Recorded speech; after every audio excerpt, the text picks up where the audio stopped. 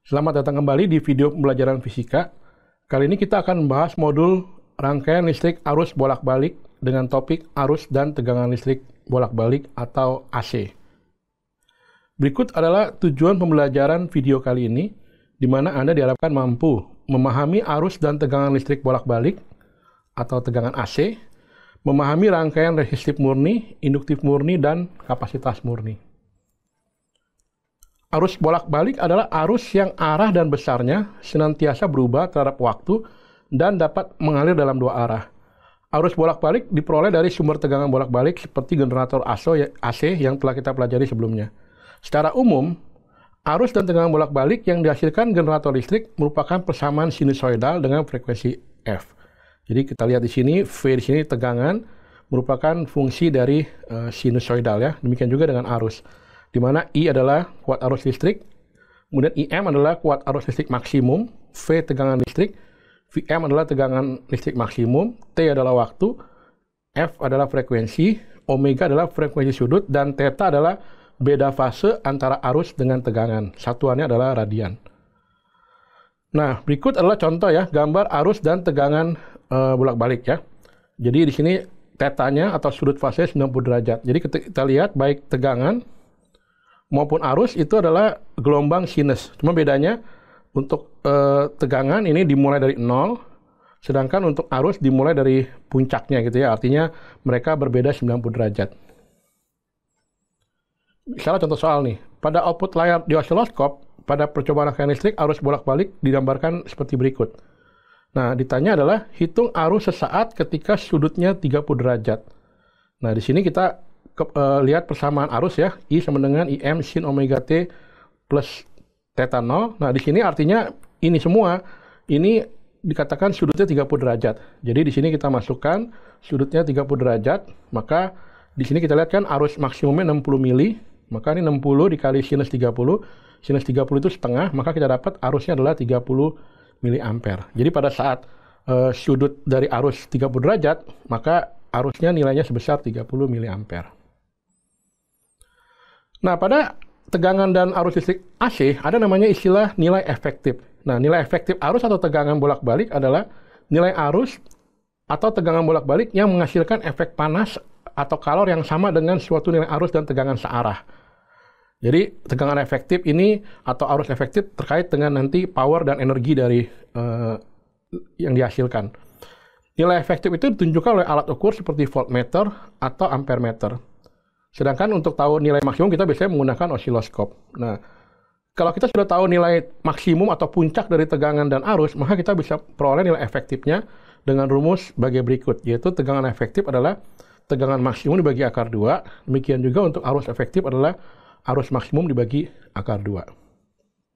Contoh misal, suatu jarum voltmeter AC menunjukkan angka 215. Jadi, angka yang ditunjukkan oleh voltmeter itu adalah nilai efektifnya, ya. Sedangkan ditanya berapa nilai maksimum atau puncaknya. Nah, di sini kita gunakan rumus yang tadi. Tegangan efektif adalah tegangan maksimum dibagi akar 2. Kita ingin tahu tegangan puncak atau maksimum. Berarti sama dengan akar 2 kali tegangan efektif, yaitu 1,4 kali 215 sama dengan 301 volt. Ya, jadi nanti tegangan AC atau bolak-balik tersebut itu punya puncak sebesar 301 volt. Nah, kita akan bahas rangkaian arus dan tegangan bolak-balik.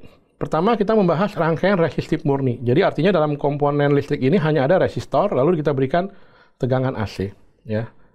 Nah, pada rangkaian resistif itu nilai tegangan dan arus akan mencapai nilai maksimum pada waktu yang bersamaan. Atau dalam istilahnya namanya sefase. Artinya mereka mulai pada nilai yang sama. Jadi misalnya pada saat T sama dengan 0, tegangan dimulai dari 0, arus juga mulai dari 0 ya. Itu disebut dengan sefase. Jadi kalau digambarkan dalam diagram, ini kita lihat antara tegangan dengan arus berada pada garis yang sama, menunjukkan dia sefase ya.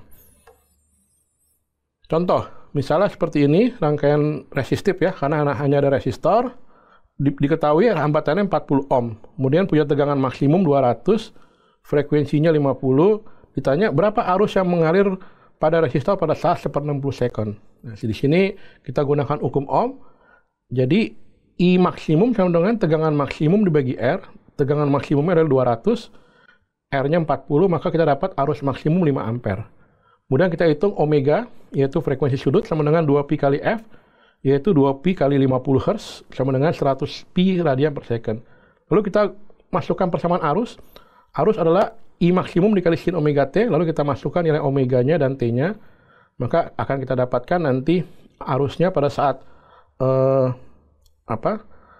pada saat itu adalah 4 minus 4,33 ampere. Pada saat nilai T-nya 1/60 second.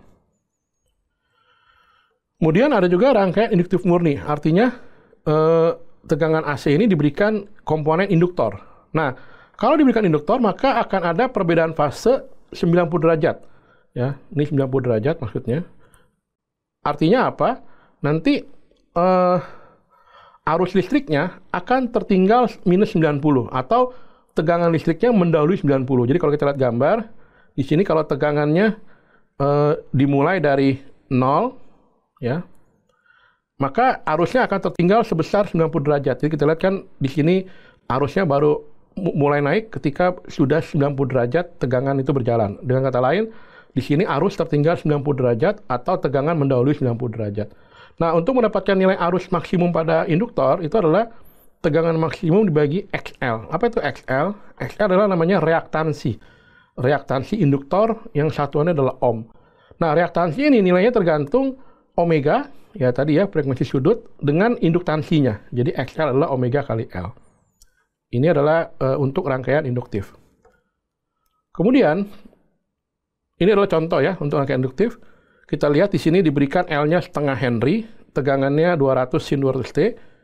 Nah, jadi kita tulis, ditanya di sini adalah arus yang mengalir ya. Berarti kita tulis dulu yang diketahui, yaitu L-nya setengah Henry, tegangannya 200 sin 200T, sehingga diperoleh tegangan maksimum yang ini ya, 200, sedangkan omega itu yang ini 200 juga omeganya.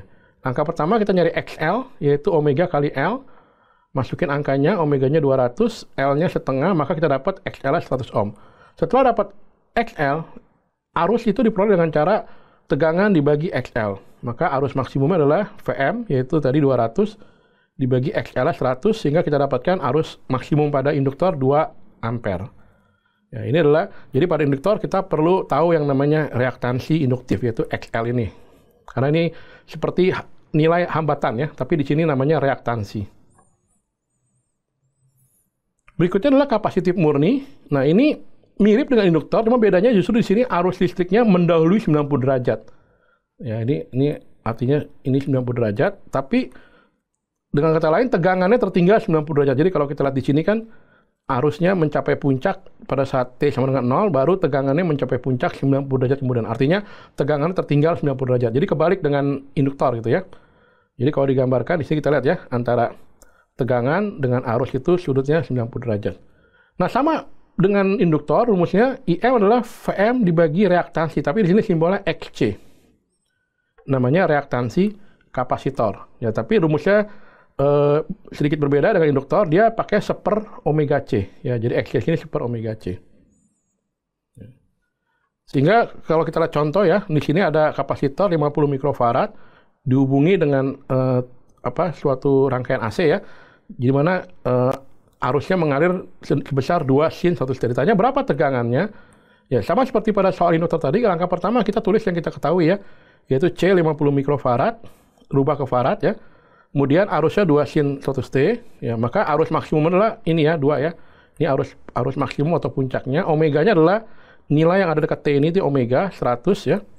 Ditanya VM. Nah, langkah pertama nyari XC dulu. Jadi XC adalah reaktansi kapasitif, yaitu 1/omega omega C. Masukin angkanya ya, omeganya 100, C-nya 5 kali 10 5. Kita masukkan angkanya, kita dapat nanti XC adalah 200 ohm. Maka, sama seperti pada induktor, rumus I adalah tegangan dibagi X ya. Dalam hal ini XC, maka tegangan adalah X dikali I. Ya, sehingga kita masukkan angkanya, X-nya 200 ya, XC-nya itu, reaktansi kapasitor, dan arus puncaknya 2, sehingga dapat 400 volt. Jadi pada rangkaian ini, tegangan yang akan mengalir pada kapasitor, tegangan yang ada pada kapasitor, maksimum itu adalah 400 volt. Nah, ini adalah referensi yang dipakai pada modul ini. Demikian untuk video pembelajaran kali ini. Kita akan bertemu di video selanjutnya.